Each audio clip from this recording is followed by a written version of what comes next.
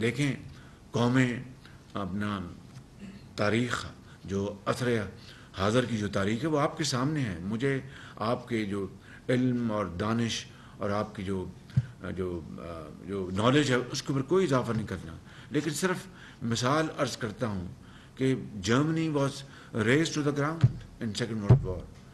Japan کے Hiroshima اور Nagasaki میں جب بم برسائے گئے تو انہوں نے گھٹنے ٹیک دیے اور ہر چیز زمین بوس ہو گئی.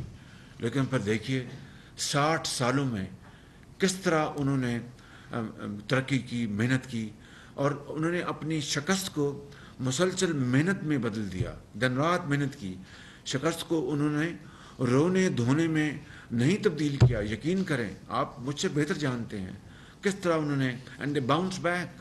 60 سال کے اندر وہ پھر انہوں نے اوج سریا تک وہ پہنچ گئے اور دنیا کی جو ترقی یافتہ ترین جو قومیں تھیں ان کا ان میں شمار ہونے لگا. جرمنی کو مارشل پلان ملا اور اس کے ذریعے ان کو امداد ملی. جاپان جو تھا اس کو انہوں نے کٹہرے میں کھڑا کر دیا اور پھر نورمبرگ ٹرائلز ہوئے. کیا کچھ نہیں ہوا، مگر کس طرح انہوں نے دوبارہ اپنی قوموں کو دنیا کے آگے لے آئے. اور جرمنی کو دیکھیں 90 کی دہائی میں مشرقی جرمنی مغربی جرمنی کی جھولی میں اس طرح پکے ہوئے پھل کی طرح آ گرا کہ اس کی کوئی دنیا میں مثال نہیں ملتی. اور کتنی اس کی مخالفت تھی، خود یورپ میں اس کی مخالفت تھی. آپ جانتے ہیں کہ جرمنی اکٹھا ہو گیا تو وہ چیلنج کرے گا، یورپ کو چیلنج کرے گا اور دوسروں کو چیلنج کرے گا.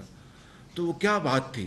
ایک وہ مقناطیسی طاقت تھی، ترقی، خوشحالی اور شبانہ روز محنت کی، کہ جس نے ان قوموں کو دوبارہ نہ صرف ان کے پاؤں پہ کھڑا کیا بلکہ اقوام عالم میں انہوں نے اپنا سکہ بنوایا.